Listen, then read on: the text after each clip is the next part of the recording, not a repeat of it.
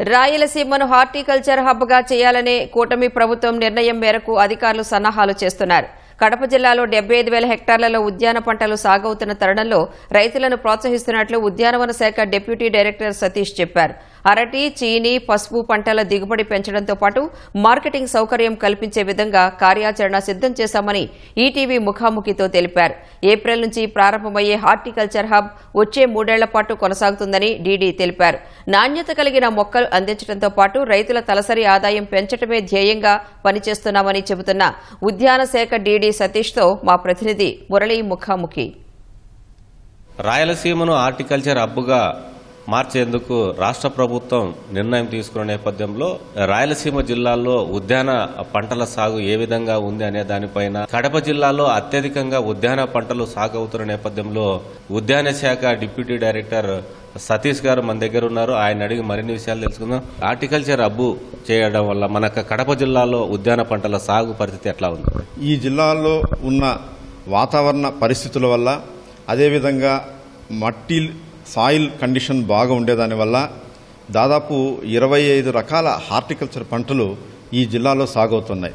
చీని, అరటి, మామిడి, నిమ్మ, వీటితో పాటు కూరగాయలు, ఉల్లి, సుగంధ ద్రవ్యాలైనటువంటి పసుపు, పువ్వులు కూడా ఈ జిల్లాలో బాగా సాగవుతున్నాయి. 75,000 హెక్టార్లలో పండ్ల తోటలు, కూరగాయలు, సుగంధ ద్రవ్యాలు, అదేవిధంగా ఈ మధ్య కాలంలో ఆయిల్ పామ్ పంటను కూడా ఈ జిల్లాలో పండించడానికి రైతులు మొగ్గు చూపుతున్నారు. సో దీన్ని దృష్టిలో పెట్టుకుని ప్రభుత్వం మరింత మెరుగుపరచాలి, ఇక్కడ పంటల్ని ఎక్కువగా విస్తరించాలి, నాణ్యత పెంచాలి, ఎగుమతులు పెంచాలి, అదేవిధంగా రైతులకు కావాల్సిన ఇన్ఫ్రాస్ట్రక్చర్ ఫెసిలిటీస్ను కూడా కల్పించాలనే ఉద్దేశంతో మనం దీన్ని హార్టికల్చర్ హబ్గా క్రియేట్ చేస్తూ రైతులకు మంచి ఆదాయాన్ని ఇవ్వాలని చెప్పేసి ప్రభుత్వం ప్రణాళికలు రూపొందిస్తోంది. ఎలాంటి ప్రతిపాదనలు ప్రభుత్వానికి పంపారు? ప్రభుత్వం ఎలాంటి నిర్ణయం తీసుకునేటువంటి అవకాశం ఉంది? పులివెందుల, లింగాల, వేముల ఆ ప్రాంతంలో అరటి బాగా పండిస్తున్నారు. మైక్రో ఇరిగేషన్ తోటి వ్యవసాయం చేయడం వలన దిగుబడులు బాగా వస్తున్నాయి. ప్రస్తుతానికి మనకి ఉత్తర భారత్ ప్రాంతాలైనటువంటి కాశ్మీరు, ఉత్తరప్రదేశ్, రాజస్థాన్కి మన పులివెందుల నుంచి ఇక్కడి నుంచే అవుతుంది. వీటితో పాటు కొంత మొత్తంలో గల్ఫ్ దేశాలకు కూడాను ఇక్కడి నుంచి తాడిపత్రి రైల్వే స్టేషన్ నుంచి బొంబాయికి వెళ్ళి అక్కడి నుంచి వెళుతున్నది. సో దీన్ని ఇంకా మరింత ఎక్స్పోర్ట్స్ని పెంచాలని చెప్పేసి రాబోయే ప్రణాళికలో దీన్ని ఒక ప్రధాన అంశంగా చేర్చడం జరిగింది. దిగుబడి ప్రకారంగా చూసుకున్నట్లయితే వాళ్ళకి మార్కెట్ సౌకర్యాన్ని కల్పించడంలో ఈ హార్టికల్చర్ హబ్లు ఏమైనా ప్రత్యేకమైనటువంటి చర్యలు తీసుకునేటువంటి అవకాశం ఉందా? అరటికి ఇది ఒక క్లస్టర్ లాగా ఉంది కాబట్టి సో దీనికోసమని చెప్పేసి దీనికి మార్కెట్ అంటూ అరటికి అవసరం లేదు. ఎందుకంటే తోటలో నుంచే వాళ్ళు దాన్ని హార్వెస్ట్ చేసి తీసుకెళ్తారు. చీనికి కూడాను పులివెందులలో పాటు సింహాద్రిపురము, తొండూరు, అక్కడ విఎన్పల్లి అక్కడ కూడా బాగా పండిస్తున్నారు. కాబట్టి ఇప్పుడు ఆల్రెడీ మనకి పులివెందుల్లో ఒక రెగ్యులేటెడ్ మార్కెట్ యార్డు ఉంది.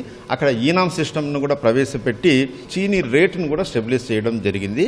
ట్రేడింగ్ని ట్రాన్స్పరెంట్గా సిస్టమ్ని ఏ విధంగా చేయాలన్న వాటి మీద కూడాను, చీనీ మీద కూడా మేము ప్రత్యేక దృష్టి సారిస్తున్నాం. ప్రతి సంవత్సరము మనము క్రాప్ బుకింగ్ అనేది చేస్తున్నాం. పూర్మామిళ్ళ, ఎస్ఏకేఎన్, మైదుకూరు ఆ ప్రాంతంలో కూడాను, బద్వేలు ప్రాంతంలోను ఆ ప్రాంతంలో కూడా కొంత మనము ఫాలో ల్యాండ్స్ని ఐడెంటిఫై చేయడం జరిగింది. సాయిల్ టెస్టింగ్ దగ్గర నుంచి ఈ పంటల మీద అవగాహన కల్పించి క్వాలిటీ ప్లాంట్ మెటీరియల్ ఇచ్చి కొత్త తోటల్ని మనం తీసుకురావడానికి ప్రత్యేక ప్రణాళికలు రూపొందిస్తుంది. ఇప్పుడు పసుపు పంట దాదాపు ఒక 2,500 హెక్టార్లలో మనకి మైదుకూరు ఒక మేజర్ క్లస్టర్ తోటి అక్కడ పండిస్తూ ఉన్నారు.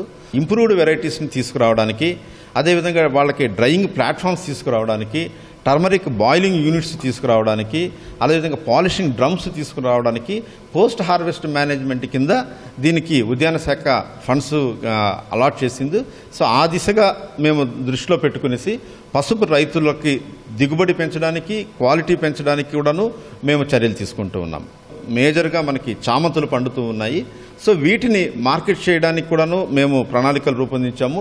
ముఖ్యంగా ప్లాంట్ మెటీరియల్ కోసం వీళ్ళు బయట ప్రాంతాలకు వెళుతున్నారు. హైటెక్ నర్సరీని కూడా మేము ఎస్టాబ్లిష్ చేసి ఇక్కడనే వీళ్ళకి ప్లాంట్ మెటీరియల్ ఇచ్చి వీళ్ళకి మార్కెటింగ్ సౌకర్యాన్ని కల్పించడానికి కూడాను ఈ హార్టికల్చర్ హబ్ స్కీమ్లో మేము వీళ్ళని ప్రణాళికలు కూడా రూపొందిస్తున్నాం.